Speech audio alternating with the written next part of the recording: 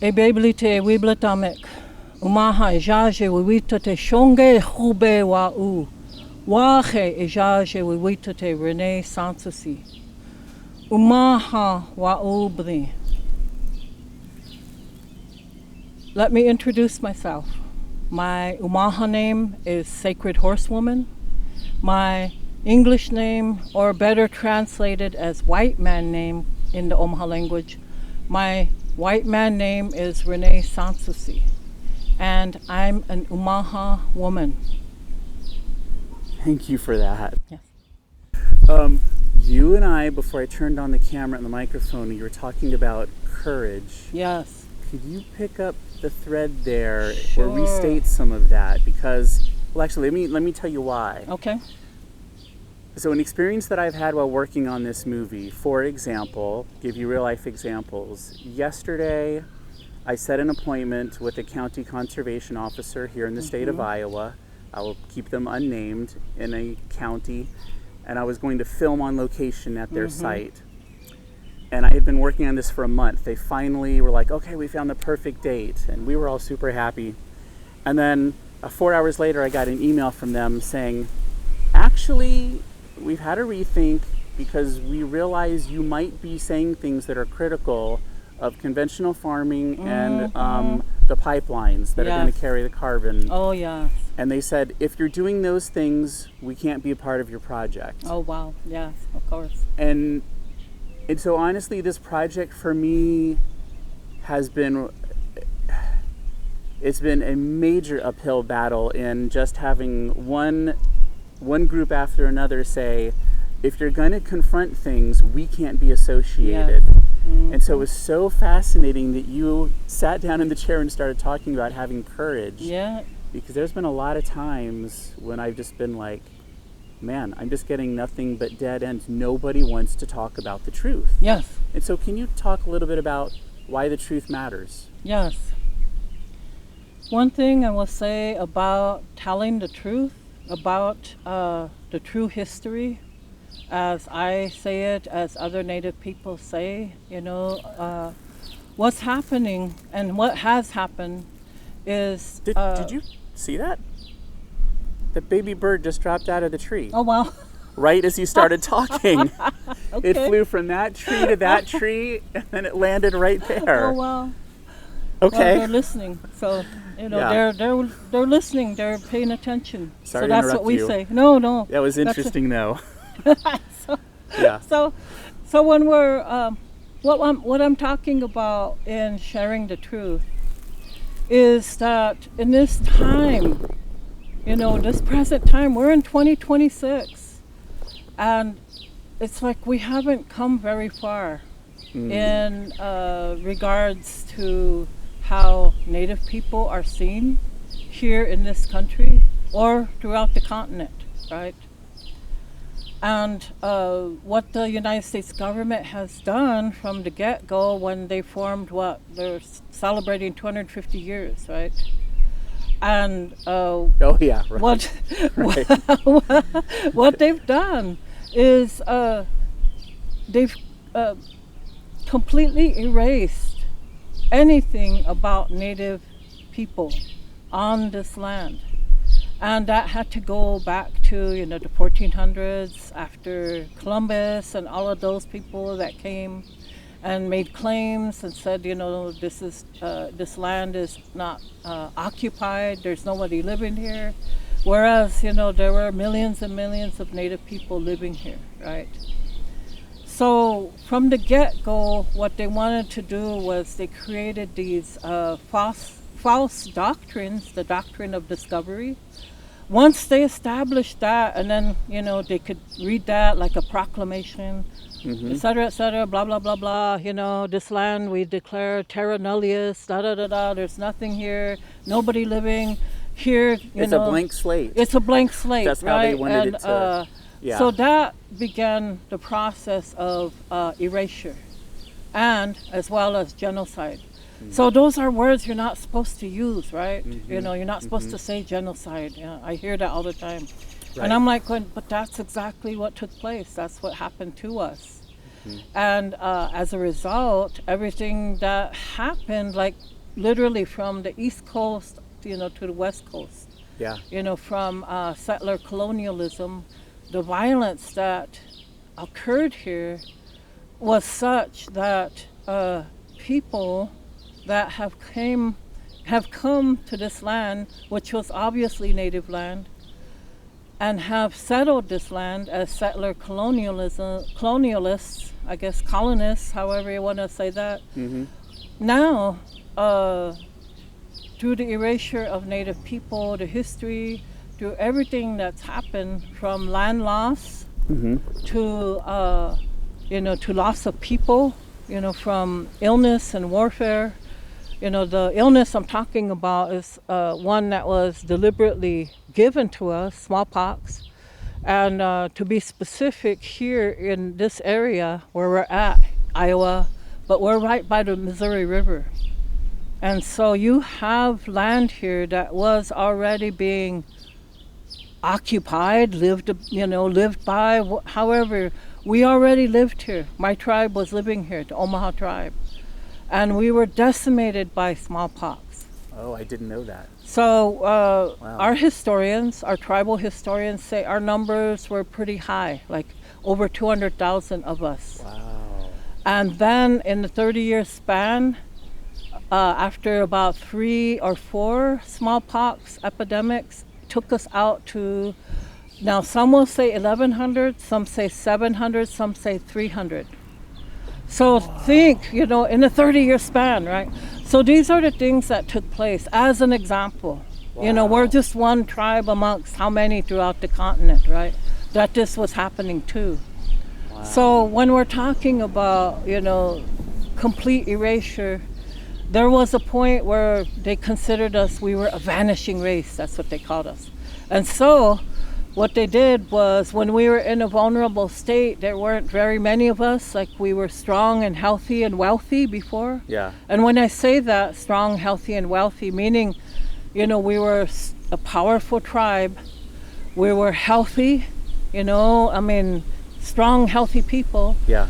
And then we were wealthy because we had everything we needed. Not more than we needed, we had everything we needed. So, and we had the territory to live on, to sustain ourselves with dignity, right? So once all of these things took place after Lewis and Clark, so let's pinpoint it to say 1804 when Lewis and Clark came through. Sure. So then our numbers were dwindling because of smallpox, which, like I said, was introduced to us deliberately. Right. Given to us, so they knew, because they knew that was a strategy, right? Yeah. And so now that our numbers were decimated, the government had us where they wanted us to be, like, all right, now we can, get their land. So with all the treaties that were being formed, everything that was happening, I've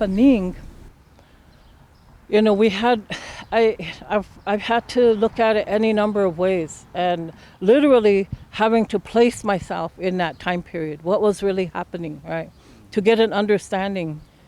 And then when I was doing that, then I realized, wow, we had very little choice. I mean, we had, I guess you'd say, the lesser of two, more than one evil, not just two, but more than one, right? And we had people trying to help us so that we wouldn't be forced marched down to Oklahoma, because that's what happened to all the tribes in Nebraska, right? That were forcibly removed from their homelands and shipped to Oklahoma, but not even shipped, like, the Ponca tribe was, they were forced marched down there. We witnessed all that, and we didn't want to do that. We wanted to stay. But by staying, it cost us. So in that history, then here we are, loss of people, loss of land, and then here comes the assimilation era, and then, the boarding school era, and then they're taking our children, right? They're stealing our kids, doing, everything they can to take our kids. And we have all our stories about that. There was a walk that was just completed yesterday, Friday. This walk was in remembrance of the Genoa Indian Boarding School from Genoa, Nebraska, to the Omaha Indian Reservation. Okay. And they completed that walk yesterday to remember our ancestors that had been sent to Genoa, right? So two of my grandmothers, my mom's mom and my dad's mother, were both sent to Genoa. So, so these kinds of things that have happened in history, we're still impacted by, right? Yeah, that's not ancient history. No, it's not. That's something, yes. So, my mom was also a survivor of boarding school. So we could talk on and on about boarding school itself, but instead, what we're focused on is what's happening now. So in regards to the history, no matter whose history it is, in tribes throughout the country, throughout the continent, very similar. Everybody will share their stories about what happened to them. But now what are we doing? So a number of us, like my age and younger, I think this work for me began maybe roughly 2000, so 26 years ago. We started doing work in historical trauma, intergenerational trauma. But not only that we were learning about what that was and how that impacted our ancestors and ourselves, but now we talked about healing. So now, how do we heal? Oh, instead of what just do we do? revisiting the trauma, how to Yes. heal and look forward? Yes, so what do we do about it now that we know all this information? I mean, I could tell you a number of us, we've been trained to the gills in what happened. And now it's like, okay, what do we do? So then that's where we began to make those next steps. What do we do to actually heal from what had happened to us? I could be mad all the time, right? And I have been mad for any number of years, but my work was like, okay, what do I do about it? Okay, I became an educator. Now, how do I actually carry out a lot of this work, right? So the healing work looks like language, revitalization, as they call it. So that means that a number of us are relearning our languages, and meaning that we also get to teach our languages. We're learning how to help our people to relearn, the language, whatever language they speak. Then we look at our ceremonies. So our ceremonies are directly linked to our own health and well-being. And one of the things that happened was that, in a country, the United States of America, based on freedom of religion, right? We were the ones who were denied that religion, that freedom, right? That spirituality, that ceremonial life. And we lived with that up until 1978. So once they passed the American Indian Religious Freedom Act, that meant now, like you saw me burning my smudge earlier, we couldn't do that. We wouldn't have been able to do that before. What? Yes, that would have been illegal, right? So now, here we are. Yeah, so the healing aspects that we're focused on are, helping our people to reconnect back to ceremony. So language, ceremony, and then now reconnecting back to the land, right? So there's a huge movement. It's called land back, right? Yeah, so land back means that, any number of people, whether it's like the Nature Conservancy or Audubon or, any number of these conservation organizations, if they have a lot of land and they're like going, okay, we want to do something good, let's give some of this back to the tribes or, So that's one aspect of it. The other aspect is maybe there's a landowner out there. And the landowner may be aging and says, well, my kids aren't interested in this land. They don't want to farm. They don't want to do anything with this. I want to return it back to, the closest native tribe that's here.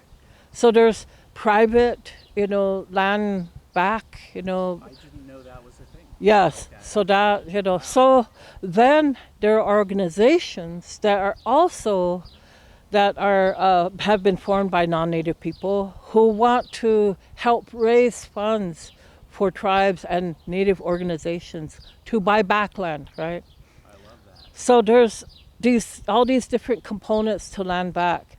The mistaken notion by non-natives is that we're going to take it back any way possible, and you got it, So they have that knee-jerk reaction. Yes, exactly. And it's like, no, if we're going to get it back, we'll buy it back.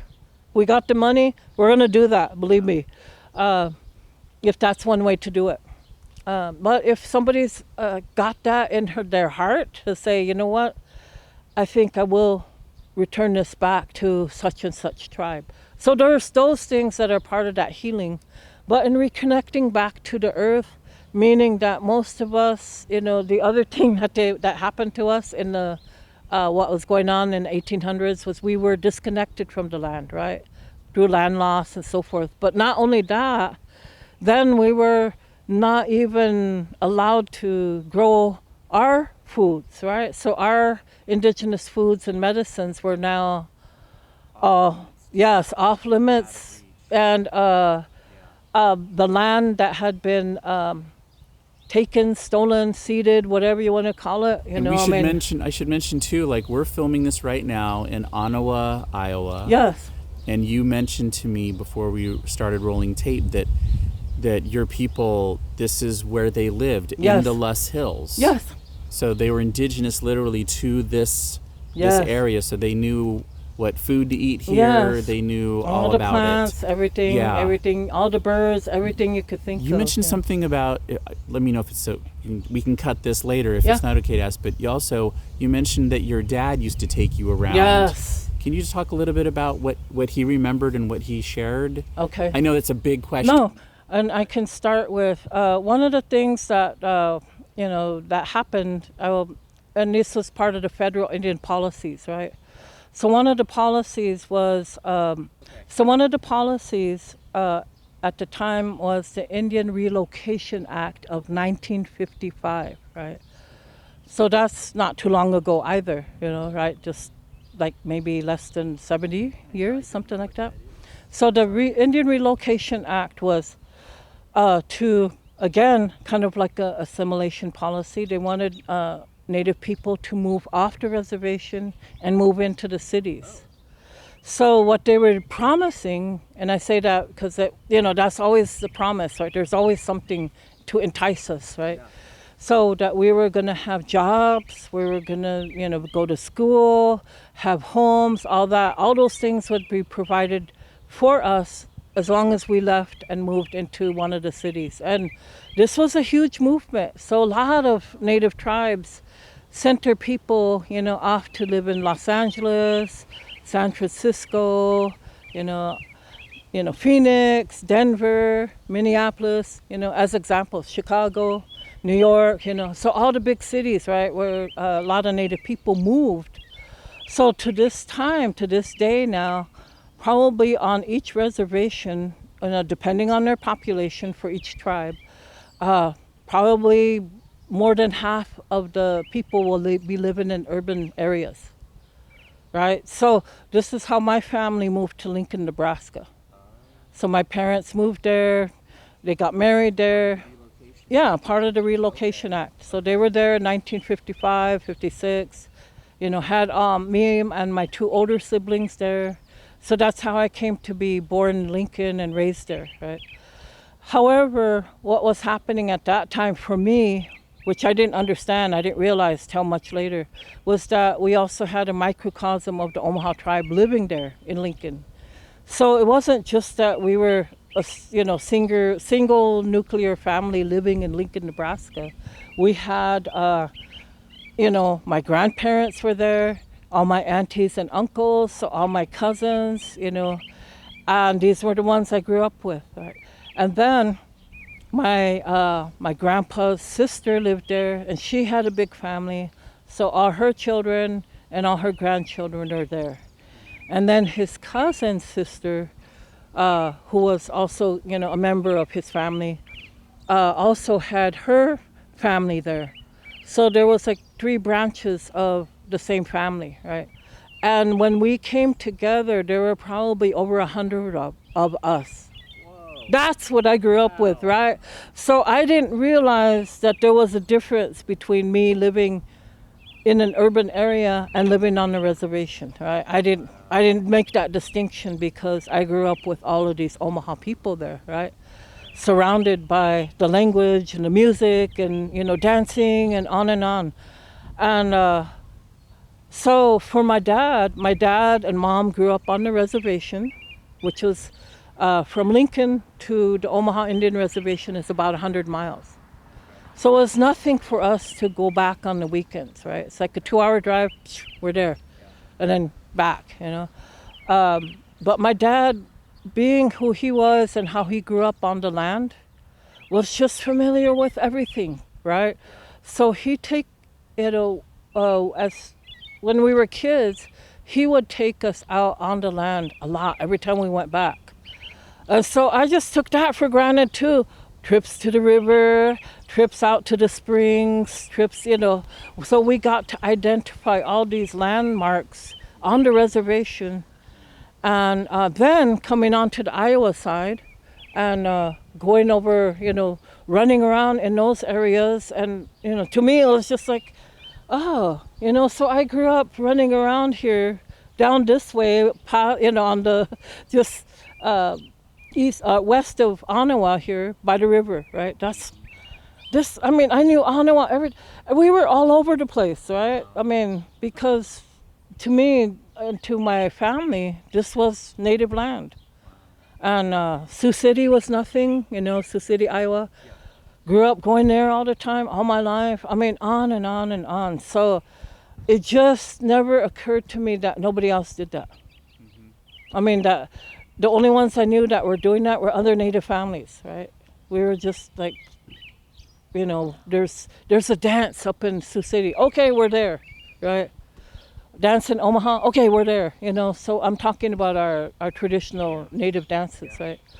And so no matter where there was a dance or a powwow or some kind of celebration and we were invited, we were there. So to crisscross this land was nothing, like I said. And having a vehicle made it easy.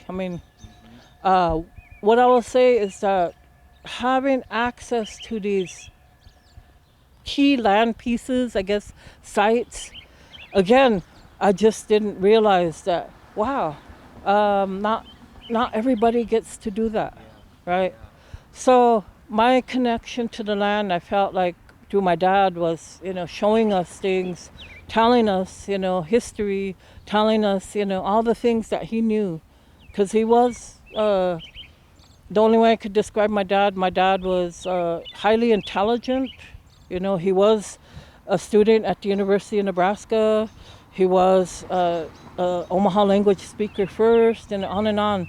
All these things that, again, I thought all men were like my dad, right? And then I was like, oh no, they're not.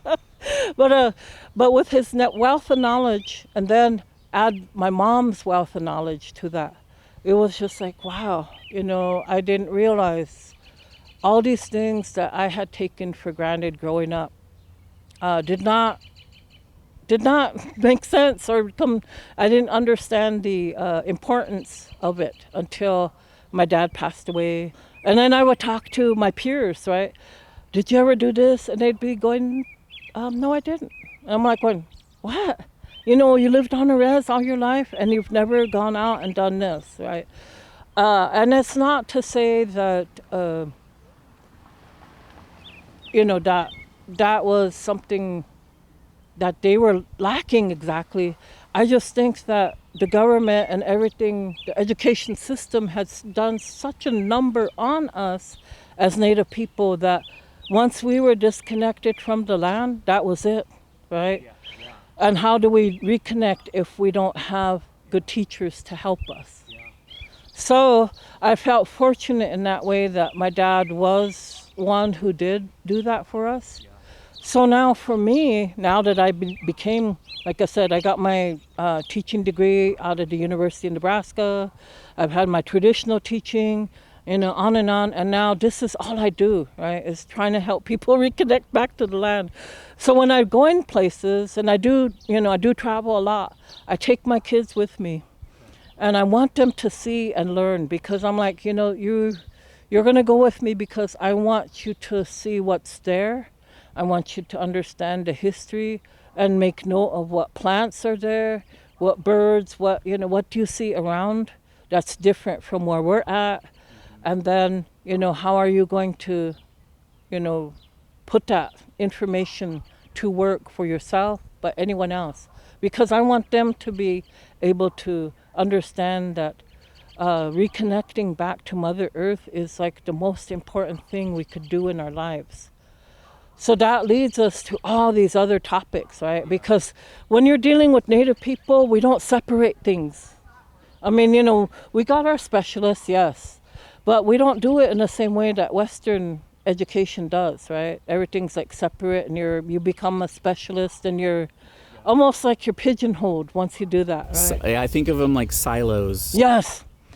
And we don't do that. We're like, if we're doing this work, we're like, everything is, a part of that, right? So it's going to involve language. It's going to involve ceremony. It's going to involve what were our practices with the land? Well, how did we harvest food? What did we do? How did we, take care of our food? How did we know what to eat and what not to eat? On and on. Let me jump in here. So just so you know, one thing is we're starting to lose light. Okay. But it is also a podcast. Yes. So it doesn't matter for the podcast. Yes, I'm just going to keep this rolling. Okay. But I wanted to let you know about an angle that I'm taking in the movie that I think you might find interesting. Okay. And then I'll ask a follow-up question. So one of the things I did as research for this movie is I'm actually starting the movie back in the 1500s. Oh wow, yes. I'm starting it with the search for the Northwest Passage, which led to them trying to figure out what's this great river that that the Native people keep talking about. Yeah. And if we can find this great Northwest Passage, we'll secure it for our empire. Yes. We'll colonize it. Yeah. And then monopolize it so we can protect our industry and our money. Yep. Anyone who gets in our way will probably end up being a servant of our empire. Yes. And so I'm doing mainly with the French. Yes. And so I'm starting off with the journey of Joliet and Marquette, who came down the Mississippi in 1673. Yes. And I've read their journals extensively. What surprises me the most about their journals, and also the journals that are in a compendium called the Jesuit Relations, which were written by the Jesuits. Yes. I don't know if you're familiar with it. Somewhat. But time and time again, these Jesuit priests talk about the friendliness and the generosity and the kindness of all the Native peoples that they meet. And it just blows my mind every time, because I'm just like, but when they were sitting there sharing a meal with those Native peoples, they knew, I'm here to bring about their demise. Yes. And it just makes me feel insane. So as they remarked, Joliet and Marquette wrote in their journals, which are actually kind of spare, about their journey down the Mississippi I focused it along the Iowa part. They were just welcomed by everybody until they got to Illinois village, way down at the southern tip near Keokuk, in Alexandria. I forget what the state is that's south of Iowa. Oh God, I'm still new to Iowa. Missouri. Yes. Thank you. So outside of Alexandria, Missouri, the Illinois village, which had like 20 to 30,000 people back then when they were there. They were treated like royalty. Yes. But they knew they were on a journey of conquest. Yes. And so I don't know, it just really is crazy to me that here come these people from Europe who, sure, they knew how to hunt and fish, but they were living completely disconnected from the land. Yes. And so they were here as explorers, but really they're here as conquerors. And it's just interesting to me to like try to rethink history. Like, what if they had actually been here as explorers? Yes. And they were like, wait a minute, these people know everything. Yes. We're meeting these people that if we learn what they know, like, we can, like, they're very friendly, they're sharing things. Like, what if they had come here actually as friends? Yes. It's so interesting to think about history. Yes. So my question to you, following up with that, is what is it like for you to talk to non-Indigenous people about how to reconnect with land? And is that a difficult conversation? Are they receptive to it? Or do you not teach that at all? Or, like, how does it work? Because I've been an outdoor educator for most of my life, on and off. Yes. So I'm always working with non-native people, and I'm trying to help them, like, not be afraid of squirrels. How to be outside without their cell phones is now the big challenge. Just how to sit and be in a space is it's just getting more and more difficult for people to connect with nature. Yes. So I'm just curious, what's your response to that? What can we do to help people? Yes. Well, first, my own personal history in what you're talking about, touching upon the French. So in my ancestry, my name is Reneé Sans Souci. Okay. So my father was a Sans Souci. His father was a Sans Souci. His father was a Sans Souci. His father was a Sans Souci, who was half French and half Omaha. And then, so the fifth, going back 5 generations, I'm going back to the French. Wow. So they came down from Hudson Bay. Yeah. That's where it all started. Right. So, and these were, I always say, when I let people know, it's like, these were adventurers. These were like second sons, third sons, whatever, of some minor nobles that were like, okay, we can't inherit over here, but we're going to go and do this over in the New World, as they called it. So from Hudson Bay, then, the directive was to secure contracts with the tribes, right? For those pelts, which were, the beginning of the Beaver Wars. Yes, everything that we had, right? So what was happening then was that you had all these French fur traders that were coming down through the rivers, and then marrying into the tribes. So it's not just me, I'm a product of that. It's like all the tribes that you will see along the Missouri, as well as the Mississippi, they're going to have French names because of that directive, right? Wow. To secure the trade, they had to marry, they wanted to marry high, so they often married chiefs' daughters to secure relations, to create. Because they fell in love with somebody. No, it was business, right? But in order for them to secure that business, they had to create that relationship. Wow. The relationship was part of the contract. Yes. So then, on and on. And then here in this area, what was happening was those offspring at one point, like my family and other French, in Omaha, or French in Iowa, French and anybody that was, an offspring of a French and tribal reunion. The government, again, the tribes are saying, we can't have all these half-breeds here. And then the government was like, okay, we created a half-breed reserve, right? So that was down over Indian State Park in Nebraska, right? There was a half-breed reserve. And you could go visit it, and they'll have all the names of all the families that had lived there for a time. But then everybody was like, we're going back to our tribes. And that's what they did, and married back into the tribes. So, so you look at me, and I'm obviously Native, right? But my ancestry is French. I'm so glad I brought all that up. And it's very complex, I tell you. That is so interesting. Yeah, it's very complex. So that's my dad's side, my mom's side. So here on my mom's side, from her ancestors, I heard they were talking about it earlier. Tom, is that his name? Osborne. Yes. When he was talking about those naturalists that were coming through in the 1800s, right? One of them was traveling with Manuel Lisa. Okay. So Manuel Lisa was a Spanish fur trader from the American Fur Trade Company in St. Louis, right? I'm an ancestor. He's my ancestor. I'm a descendant of Manuel Lisa on my mom's side, right? Right. And so much so that, there weren't like photographs back in that time in the early 1800s, but they did a painting of him, or more than one. So my mom looks like him, right?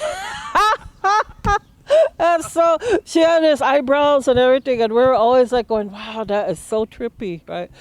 So this, these directives, because he came out, could trace his, just like the French, tracing them all back to France, tracing the Spanish all back to Spain, and how that all happened, because his...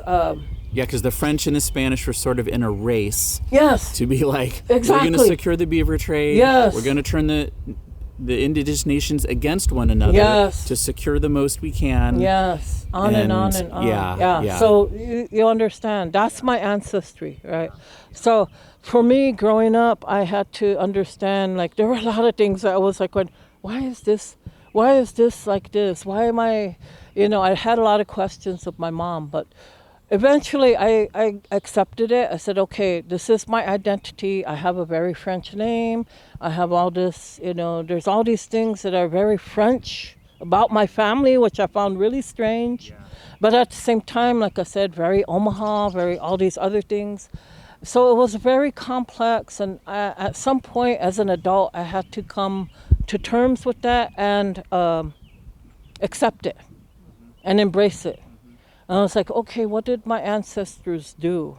Yeah. So my ancestors, whether French or Spanish, spoke multiple languages. So my French, my half-breed grandfather spoke Omaha, English and French, and as well as other languages, I'm sure, Omaha, not just Omaha, but other native languages. Right. Manuel Lisa, and then, the offspring that he had, one thing they said about Manuel Lisa was that he could switch languages just like that, back and forth. English, French, Spanish, Omaha, whatever language that he mastered. So his offspring, and that's a whole nother story, because that was pretty violent, with the things that happened. But, what I realized as somebody descended of these people, I had to look at everything and I had to understand that, okay, this is a part of me no matter what. All right, how am I going to do this? Well, I will do something like what they were doing. Maybe not in a violent way, or, I don't see myself as a explorer or whatever that is, but I'm more like, okay, I will be like that interpreter. Okay. I'm gonna do cultural interpretation. So I feel like I've been doing that all my life. I mean, even as a child, I remember always teaching or speaking about Native people or speaking, in that regard. Yeah. So I just thought, I'm just gonna continue doing that. And I do that now as a consultant. So now I get paid for it, right? So my services, and then helping, and then in teaching. And like you said, how do I help non-natives to reconnect back to Mother Earth? I have any number of presentations about that. So you are asked to do that? I am asked to do that, right? So I do that, through conservation organizations. I do that through non-native people coming to me.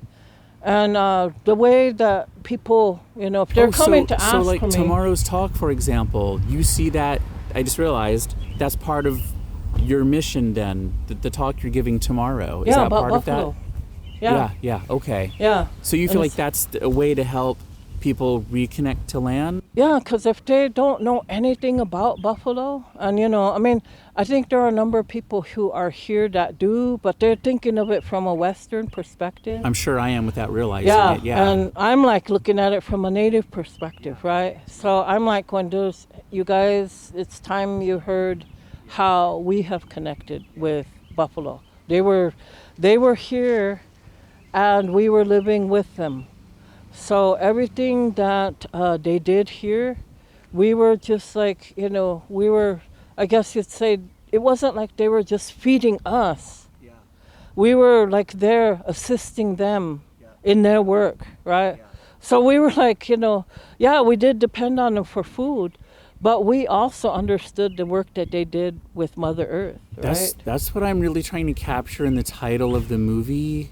It's called Iowa and the Broken Circle. Yes. Is because I'm trying to think and identify about circles like that, and how when your people were separated from the buffalo, that was breaking the circle. Oh, and my now we're all gosh, paying yes. and we're all still paying the price for Yes. that, like, because of that way of thinking that broke the circle. Yes.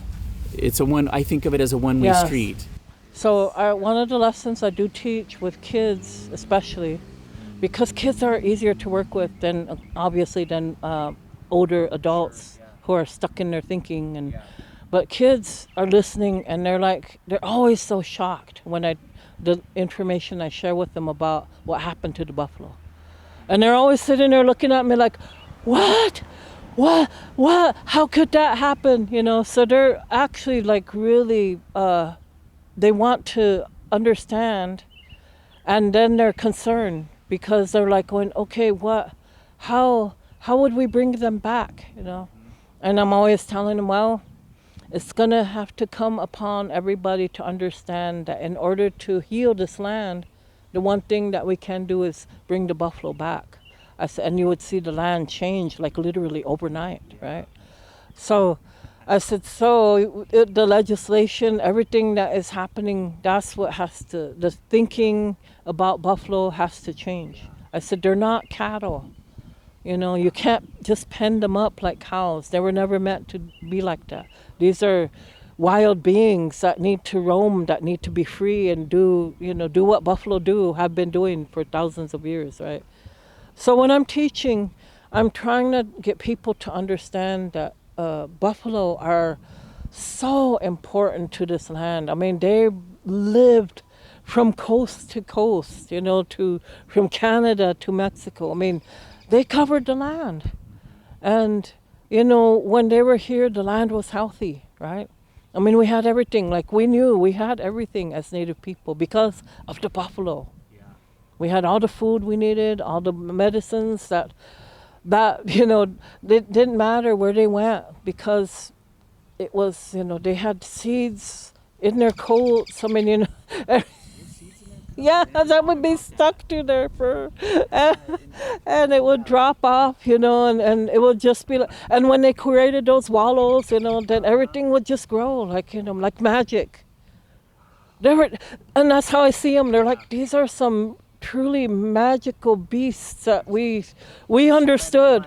Yes, they, and so our relationship was so important. So we didn't just see them as like these were animals, big game to be hunted. These were like our relatives, right? Yeah. So I think that's the biggest thing that I'm trying to get across in the movie is that what Joliet and Marquette, and I know they're not the only ones obviously, but just to say what the Europeans brought with them onto this continent was so there's this thinker named Thomas Berry. Have you ever heard of Thomas Berry? I have, yes, yeah. So he's a very interesting guy, and I'm just paraphrasing one of his beliefs. He passed away, I think, like in 1960s or 70s or so.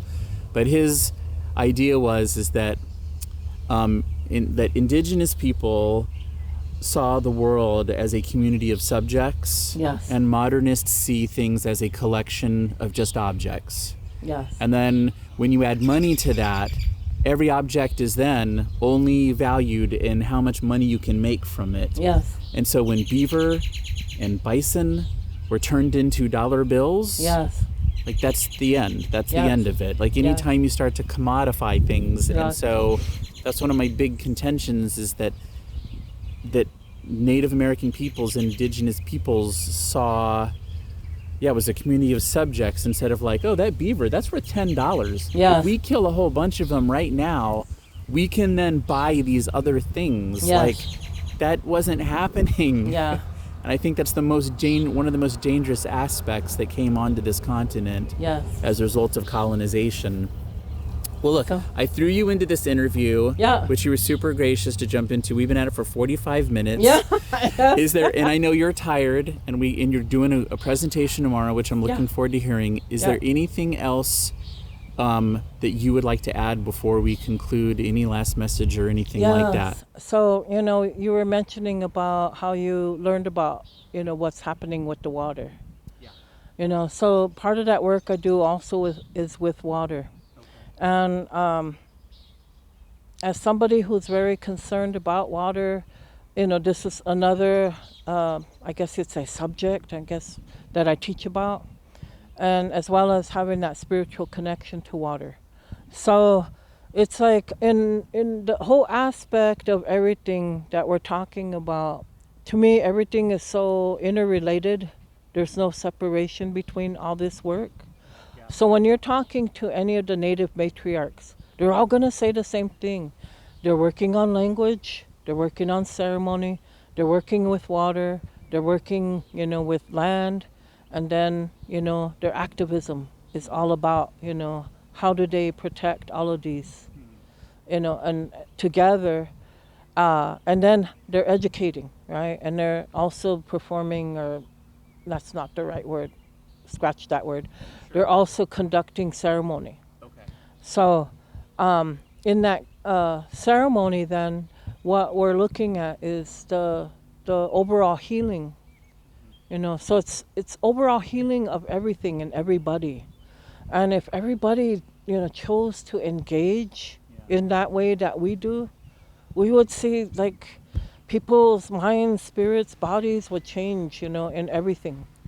And we talk about commodification in that way, and in the way that we had done things before, because now that I'm working on all these different projects, I work also on a project.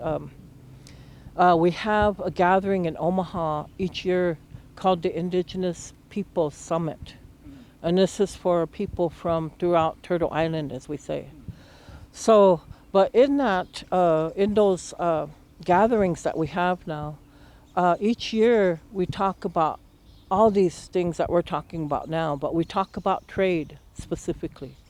So even though we didn't commodify things the way they are now, we had a very powerful trade system in place that was like all throughout the continent, right? And this is what blows, I guess, archaeologists or whoever's studying Native people. Like, how did they get this thing way up there in Something from Florida Arctic, ends up on the California coast. Arctic Circle. And, yeah. Or how did we get, something up here that came from South America, right? And so they can't figure this out. And they're like, well, we've been trading for, thousands of years. We had trade cities, right? We had all these things that were and they're available like, but you to didn't us. have bank accounts. Exactly. How did you even think for yourselves? Yes, exactly. So we didn't have bank accounts and, something that they would say, I guess, coins or whatever. But we had other things that represented our monetary system, if you want to put it in that term, but that's not the right word either. And I got to think of it. Like, my rudimentary understanding, and of course this isn't with all groups, is that there was a trade of an item for value, and you traded it for an item that also had value to you. Yes. But when money is in the middle, you're trading something for something that actually means nothing. Yes. Because money means nothing. Yes. And I think that's the big difference that comes into play. And I think, personally, this is just me, I think any society that starts to go down that road, they're in for some trouble. Yes. Yeah. So the trade system was oftentimes conducted by, I would say, the people in charge of the trade system were women, right? So my mom would always say this when I was growing up. She'd say, she said, when the white man first came to these shores, when he arrived and he met up with the scouts, right? Yeah. And so somehow or other they conveyed, that they wanted to see, like, take me to your leader kind of thing, right? And so what these scouts would do is take them to the women, And she said they didn't like that. It was just, I guess blew them away in that sense, like what, why, how. And I said, so began the subversion of the matriarchal system that we had in place, right? And it wasn't to say we didn't have our male leadership. We did, but who put them in there, right? So I always teach when I'm working in any circle, native, non-native, but I always teach them that in our system, what made us so powerful was because of our matriarchal system that was in place. And that's what we don't have. That's what the government came in and destroyed. They dismantled that first thing, right? Because they knew that would make us vulnerable. Once they shifted all of that, how our tribal system was centered on, the matriarchs, and how our homes were set up, how our families were set up. It was, when they flipped that and tried to create it and recreate it into a patriarchal system, that led to our downfall in so many different ways because it doesn't work, right? So for all these tribal governments out there right now that are based on what they call the Indian Reorganization Act governments of 1934, our governments before that were traditional government systems that were based on tribal chief systems. But then behind all of that, overlying all that was the matriarchal system that helped to keep everything in line, right? So there's these sayings, they say that the tribes, the women were the backbone of tribal societies. That's what they meant, So they were there keeping everything intact, right? So it didn't mean like we were in charge of every single thing. No, we couldn't do that, right? Obviously. So this is why we had our chief system set up, because they were representing us. And they were doing, taking on different roles, responsibilities. But they couldn't do it without our help, right? And then at the same time, we couldn't do it without their help. So these were very interconnected systems that worked really well for thousands of years. So when you have somebody who came over and said, take me to your leader, and they took them to the women, then they were like, no, this isn't right. This is, Because women didn't hold any power in their society. Yes. Yeah. So when, so we get into all these different discussions about feminism and all that. And then, so we're like, when we didn't have to become feminists. It was already feminine based from the get-go, right? So there was, so sometimes when I'm trying to engage with, I guess, non-native feminists, they get really mad at me sometimes because of, how I think and how I'm like already like, no, I wouldn't do it like that. This is how I would do it. And they're like, what, And it's a whole different process because of their trauma that they haven't fully healed from. And meaning, how their men treated them in their societies, in Euro-American societies, and into Europe, right? How disenfranchised they have been for so long. And our disenfranchisement has just happened just recently, right? Within the last 100 years or so.